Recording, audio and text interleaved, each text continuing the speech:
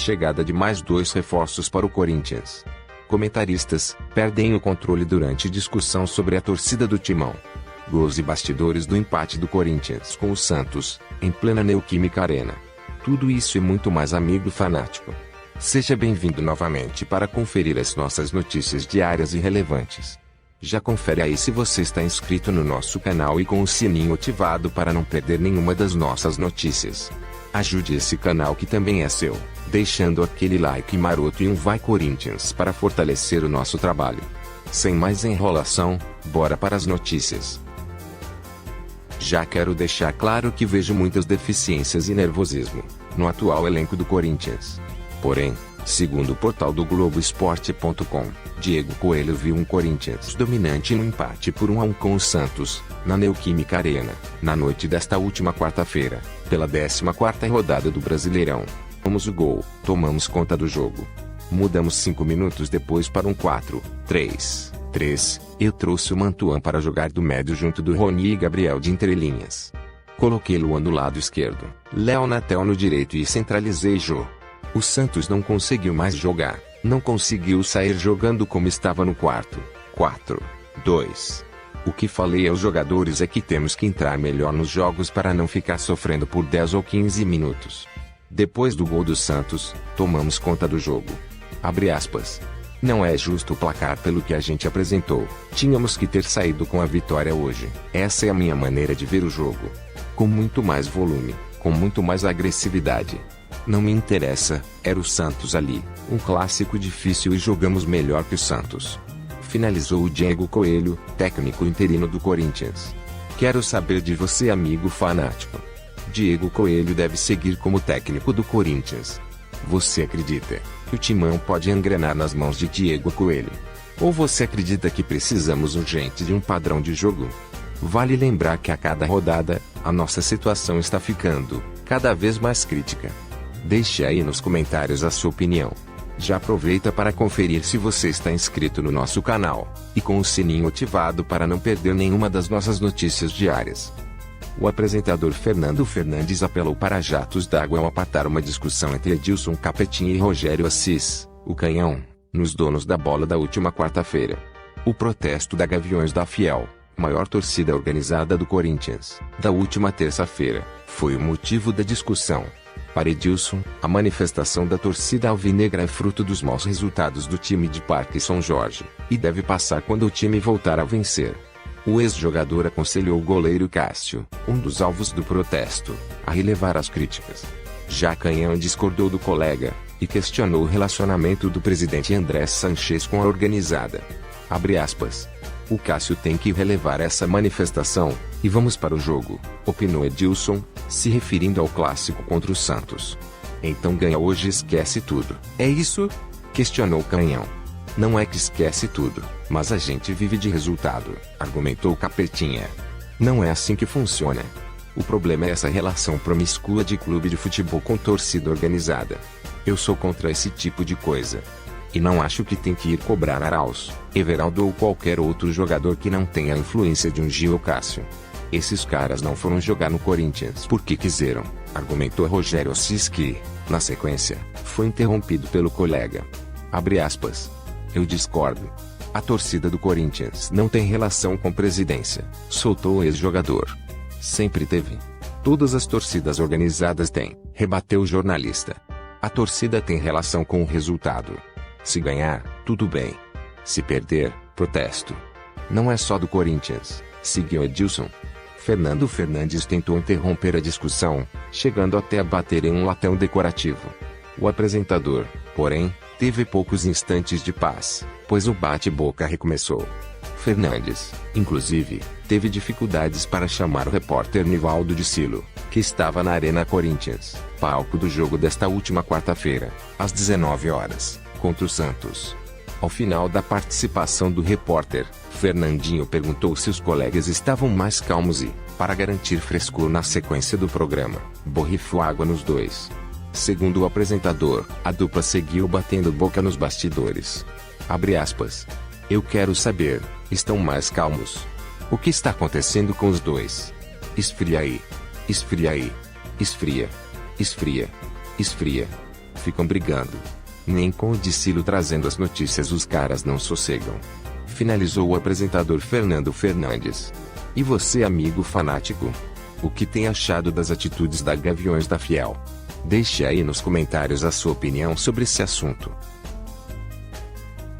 Afastado do comando dos donos da bola, Neto não pode usar seu programa para se defender da crítica feita pela torcida organizada Gaviões da Fiel, que criticou o ex-jogador em protesto na tarde desta última terça-feira.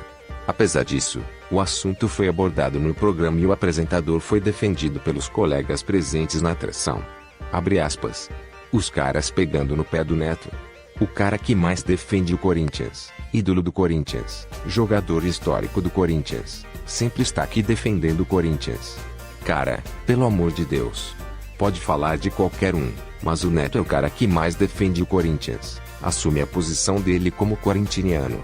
Perde rumo quando você começa a atacar de maneira aleatória, disse Fernando Fernandes, que comanda interinamente a atração. Abre aspas. Você vê a incoerência do protesto deles.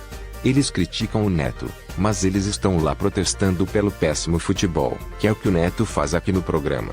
Não tem coerência o protesto deles contra quem também pensa como eles, completou o comentarista Rogério Assis.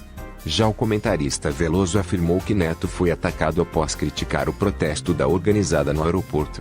Na ocasião, Neto defendeu um goleiro Cássio e lembrou que outros ídolos já deixaram o Corinthians por causa de episódios como aquele. Abre aspas. Acho que o problema foi quando nós nos posicionamos contra aquela emboscada no aeroporto. Vai ser sempre assim, porque é um absurdo e a gente não vai concordar com esse tipo de coisa. O Neto aponta o dedo para as coisas erradas no Corinthians, disse. No protesto, a Gaviões cantou, Neto, vai se fu, a Gaviões não tem medo de você. Apesar de estar afastado por conta da pandemia, e relatar que subestimou a doença, Neto se defendeu através do seu blog. Abre aspas. Sinceramente, eu queria entender por que disseram isso. Medo do quê? Eu que fui coagir alguém em aeroporto? Eu que estou ameaçando alguém? A torcida não tem que ficar brava comigo. O que eu falei na TV foi a verdade. Sensacionalista ou não, foi a verdade. As imagens provam isso, disse o apresentador, ex-jogador, e ídolo de parte da fiel torcida, craque Neto. E todos nós aqui do portal Corinthians Nova Era, estamos na torcida, para que o craque Neto volte o quanto antes à sua rotina, cada vez com mais saúde e autenticidade.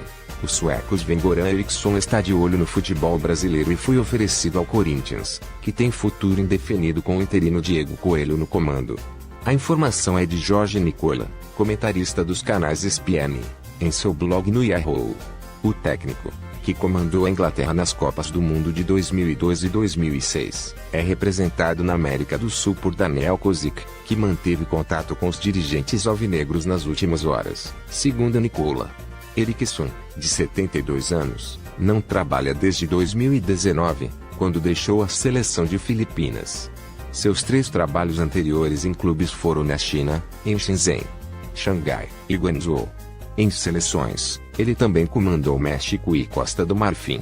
O treinador vê com bons olhos trabalhar no Brasil. Abre aspas. Depois de um período de descanso, quero voltar a trabalhar como treinador, porque é minha vida e posso fazer boas coisas, disse Nicola. Se existe a possibilidade de ir ao Brasil, seguramente eu vou. Claro que seguramente depende do projeto, mas a questão financeira não é um problema, acrescentou. O sueco tem familiaridade com o português, por já ter trabalhado, 2 vezes, no Benfica, entre 1982 e 1984 e depois 1989 e 1992. Seu currículo ainda inclui passagens por Roma, Fiorentina, Lazio, Manchester City, entre outros. Atual técnico do Corinthians, desde a demissão de Thiago Nunes, Coelho tem apenas uma vitória em 5 jogos, contra o Bahia, com 2 derrotas, Fluminense Sport, e 2 empates, Atlético Goianiense e Red Bull Bragantino.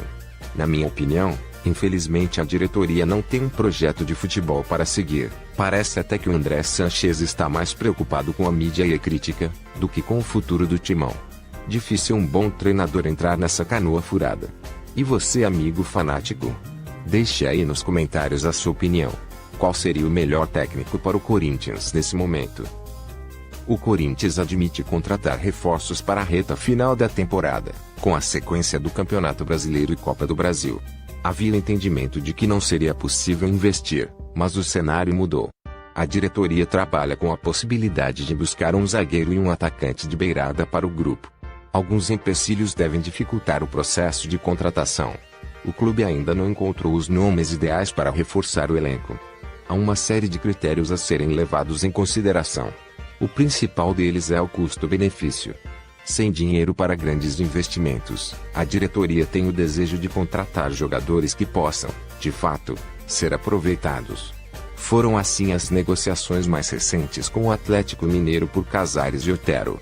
Os dois são vistos com potencial para se manterem no time titular. Se for contratar um treinador de maior experiência, a tendência é de que ele seja ouvido para ajudar a guiar a busca por novos nomes. Há o entendimento de que o elenco poderia estar rendendo mais do que vem rendendo, independentemente da comissão técnica. André Sanches fica no cargo de presidente apenas até 31 de dezembro, mas, recentemente, o dirigente chegou a dizer que fará o que quer até o final de seu mandato. A tentativa do dirigente é de eleger Duílio Monteiro Alves como seu sucessor, e o desempenho em campo pode influenciar no pleito de 28 de novembro. Deixe aí nos comentários a sua opinião. Já aproveita para conferir se você está inscrito no nosso canal, e com o sininho ativado para não perder nenhuma das nossas notícias diárias. Valeu pelo like maroto. E vai Corinthians!